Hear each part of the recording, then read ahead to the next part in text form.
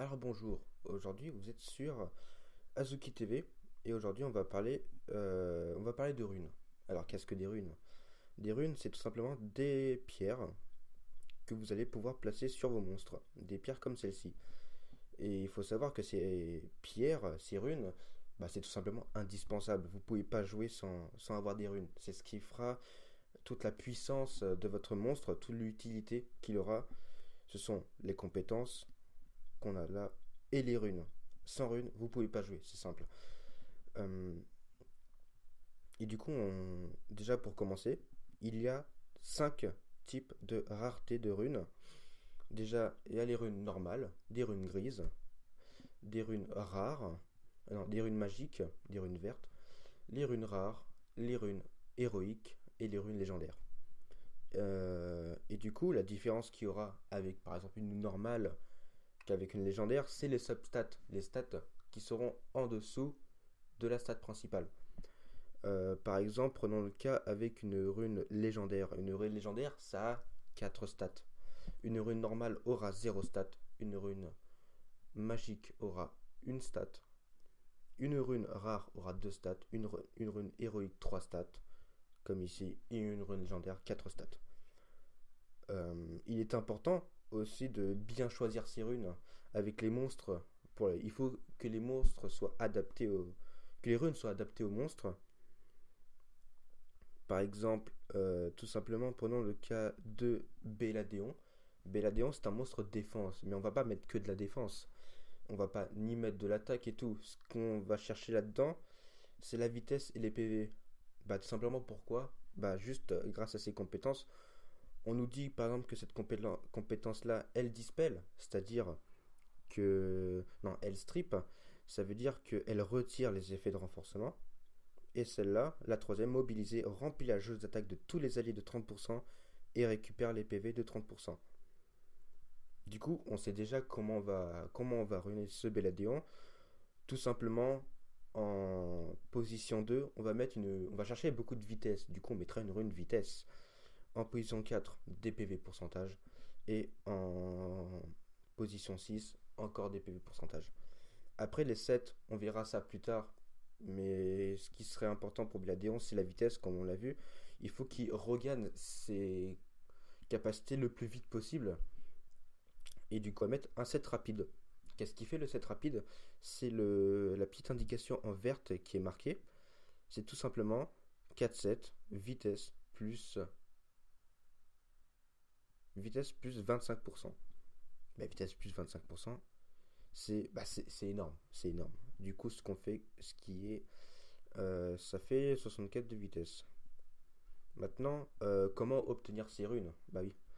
Alors, au début de jeu, genre à peu près jusqu'à votre cinquième, voire sixième mois de jeu, moi je vous conseille plutôt de farmer les runes dans les scénarios. Dans les scénarios, chaque monde est associé à un set de runes. Là, par exemple, vous pouvez avoir le set vie énergie, PV plus 15%, dans la forêt de Garen. Après celui-là, le Mont 6, c'est fatal. Ici, ça va être l'âme. Et Mont Blanc, ça va être rapide. Il y a un set par monde. Mais là, on va plutôt s'intéresser tout simplement. On va plutôt s'intéresser pas vraiment au set et au monde, mais genre juste comment obtenir les runes. Du coup, soit vous farmez le niveau que vous voulez. Le niveau, on voit bien que au niveau 1, c'est le niveau 1 quoi. Et le niveau 1, du coup, c'est pour avoir des runes en emplacement 1. Pareil pour le niveau 2, ça sera pour des runes en emplacement 2.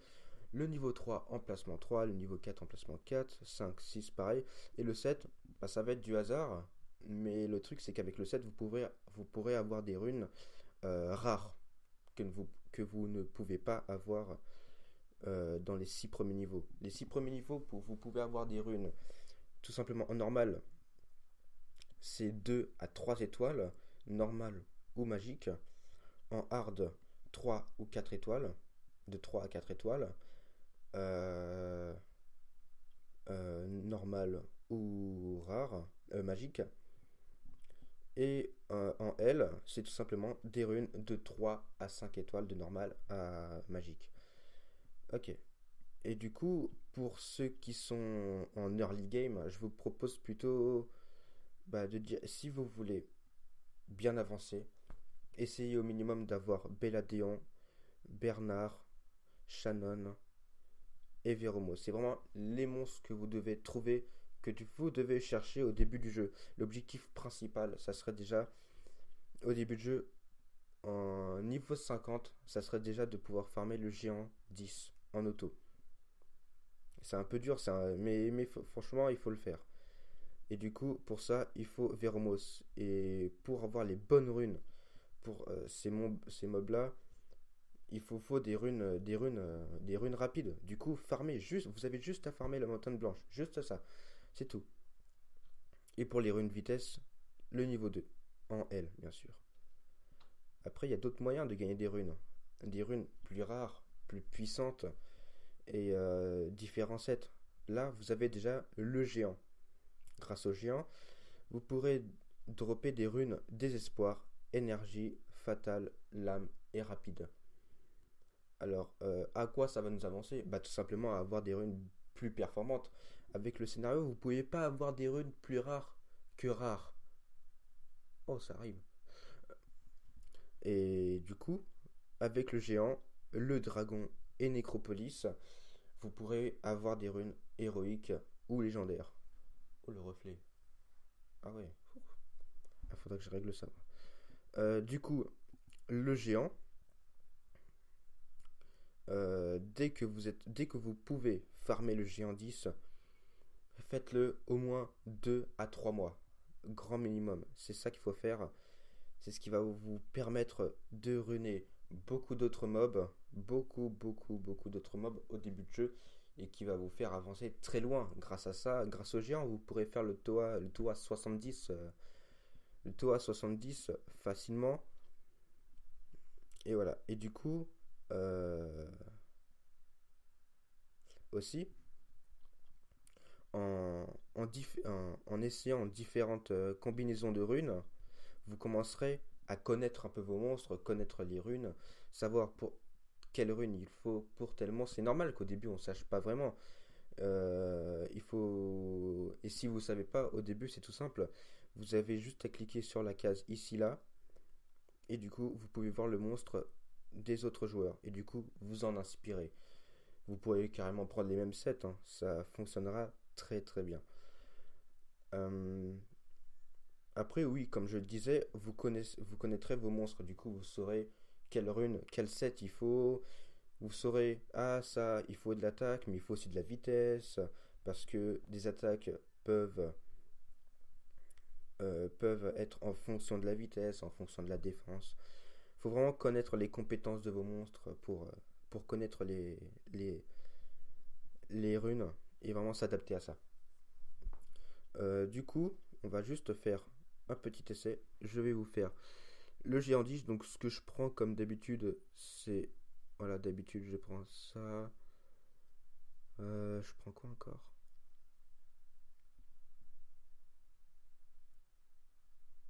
Belladeon. Belladeon. Voilà. Avec cette team-là, juste ça, ça peut passer tout seul. Mais moi, je vais pas le faire parce que ça prend trop de temps. Et qu'en plus, des fois, ça tient pas. Ça tient pas. Bah oui, le géant, il te fait un break dev, ça défonce tout. Tout simplement. Alors, voilà, on va laisser ça en auto. Voilà.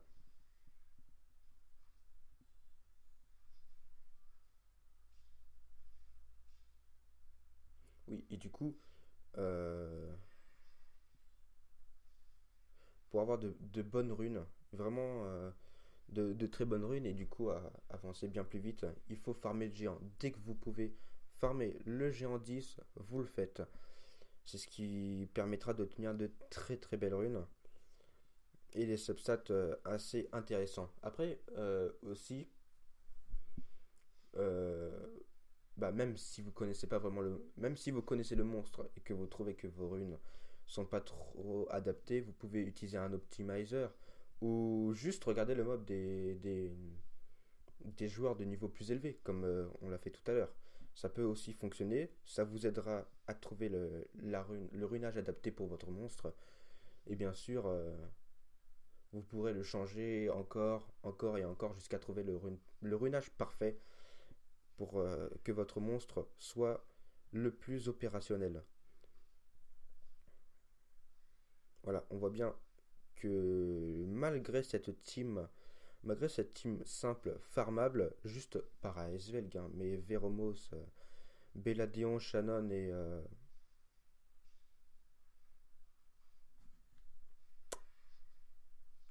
Veromos, Shannon, Belladeon et Bernard. Bah oui, Bernard. Juste avec ces quatre mobs là, ça peut passer tout seul. Mais moi, je préfère y aller assez vite et du coup, je prends Raesvelg tout simplement parce que c'est un de mes meilleurs mobs vent, un de mes plus puissants.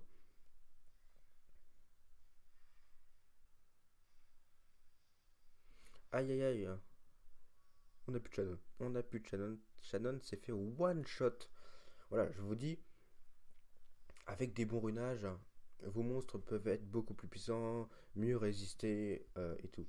Moi, puisque j'ai un runage plutôt bof pour Shannon, bah elle tient pas, tout simplement. Et du coup, bah le fait d'avoir un bon runage peut faire toute la différence. Voilà, Raisvelg est mort, mais ça va passer. Ça va passer.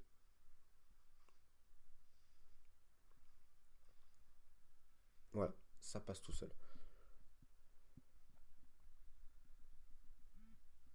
Voilà, 3 minutes 31.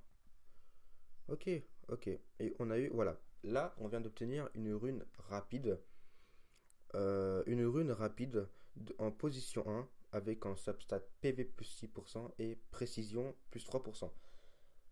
Du coup, cette rune, avec les PV et la précision, ça peut être utile par exemple pour un mob support. Un mob support, ça peut régénérer, ça peut poser des debuffs. Du coup, cette rune peut être, peut être pas mal pour un mob qui a besoin de précision, qui aura besoin de poser des effets nocifs et du coup de précision. Après, euh, maintenant, on peut parler par exemple des positions des runes. Euh, à la position 1 des runes, vous aurez tout le temps attaque flat. Tout le temps. Ça peut pas changer, ça peut pas être différent. Vous aurez tout le temps ça. En emplacement 2, vous pouvez avoir soit attaque pourcentage, soit PV pourcentage, soit vitesse. En position 3, que de la défense. Que de la défense flat. En position 4, soit de l'attaque pourcentage, soit des PV pourcentage. Bien sûr, attaque flat, PV flat, défense flat. Vous pouvez aussi avoir taux critique, dégâts critiques aussi. Et vous pouvez avoir ça uniquement en position 4. Taux critique, dégâts critiques, c'est uniquement position 4. Après, en position 5, vous aurez que du PV flat, tout le temps. Et en position 6, soit attaque pourcentage, soit PV pourcentage, soit défense pourcentage, et aussi de la précision. Voilà, de la précision. Le runage, bien sûr, sera différent selon la classe du mob, tout simplement. Si vous prenez un mob support, bah, vous n'allez pas mettre de l'attaque. Il faudra qu'elle tienne. Et si elle régène, il faudra qu'elle ait beaucoup de PV, aussi de la défense, un petit peu de défense. Et si elle pose des effets nocifs, de la précision. Du coup, vous allez chercher en position 2 vitesse, en position 4 PV, et en position 6 soit PV, soit précision. Et bien sûr, puisque c'est un support, il faut beaucoup de vitesse. Du coup, vous allez chercher des substats vitesse, des substats PV pourcentage, précision aussi, si c'est possible. Après, en knocker, là, on cherchera du taux crit, du dégât crit, de l'attaque aussi, et un petit peu de PV si on en trouve, mais de la vitesse surtout. La vitesse, c'est ce qu'il y a de plus important. Si je devrais classer l'importance des stats pour un knocker, ça serait en premier la vitesse, parce que la vitesse c'est ce qui fait tout, c'est ce qui fera que votre mob n'attaquera pas dernier, c'est ce qui fera aussi la puissance, parce que certains knockers frappent en fonction de la vitesse, Théomars par exemple. Et aussi, en position 2, l'attaque pourcentage, l'attaque, tout simplement parce que même s'il n'a pas beaucoup de dégâts crit, à mon avis, c'est plutôt l'attaque qui fera les dégâts. Parce que s'il a beaucoup de dégâts crit, mais qu'il n'a pas beaucoup d'attaque, bah et ça fait rien du tout. Et voilà. Après, en position 3, l'autocrit ou le dégât crit. Et en position 4, l'autocrit ou le dégât crit. Du coup, si vous prenez un mob attaque, vous allez le runer attaque, dégâts crit, attaque. Si euh, si votre mob fait des dégâts en fonction de sa vitesse, comme Théomars, comme Kaz, bah vous allez plutôt partir sur un runage fatal ou rage avec vitesse, dégâts crit, attaque. Après, lorsqu'il s'agit de mob défense, bah là, si par exemple vous avez cuivre, il fait ses dégâts en fonction de sa défense, bah vous chercherez de la défense, du dégât crit et encore de la défense. Et bien sûr, en substat, du to crit, de la vitesse, des PV. Vous essayez de gratter un petit peu de, euh, de to crit pour bien sûr qu'il fasse son coup critique et du coup que les dégâts crit aient un sens. Parce que s'il ne frappe pas en dégâts crit, en to crit, s'il ne frappe pas en crit, bah les dégâts crit ne serviront à rien, tout simplement. Après aussi, on peut parler aussi, si vous avez des mauvais substats, on peut parler aussi de meules. Les meules qu'on obtient en raid, je ne parlerai pas de raid dans cette vidéo, mais par exemple, les meules, est-ce que j'en ai? J'en ai pas, très bien. Bon, ben on va faire sans. Alors, les meules, qu'est-ce que c'est? Ce sont des pierres que vous obtenez en raid qui va vous permettre d'améliorer les substats. Si vous avez des substats qui sont plutôt bons, mais qui sont pas assez élevés, par exemple une vitesse 3 ou des PV plus 6%, et que vous voulez les améliorer, bah vous utilisez des meules. Et comme ça, vous aurez la meilleure rune qu'il faut pour votre mob. Bah voilà, je crois que c'en est tout, juste pour maintenant. Plus tard, on parlera de raid, on parlera de géants, de dragons, de l'arène, du nécro. Et pour l'instant, je pense que avec mes conseils, à mon avis, au niveau 50, vous pourrez farmer dragon facilement. Peut-être ça prendra sûrement du temps, mais au moins votre première team sera parfaite et vous pourrez avancer comme il faut dans le jeu, tout en voilà, vous pourrez avancer facilement, rapidement dans le jeu. Voilà, j'espère que cette vidéo vous aura plu. N'hésitez pas à lâcher un pouce bleu, à dire si vous avez des questions concernant le runage ou n'importe quoi concernant Summoner's War, que vous vous posez des questions sur des mobs ou tout simplement le jeu, bah écrivez-le, demandez-nous en commentaire, tout simplement. Et aussi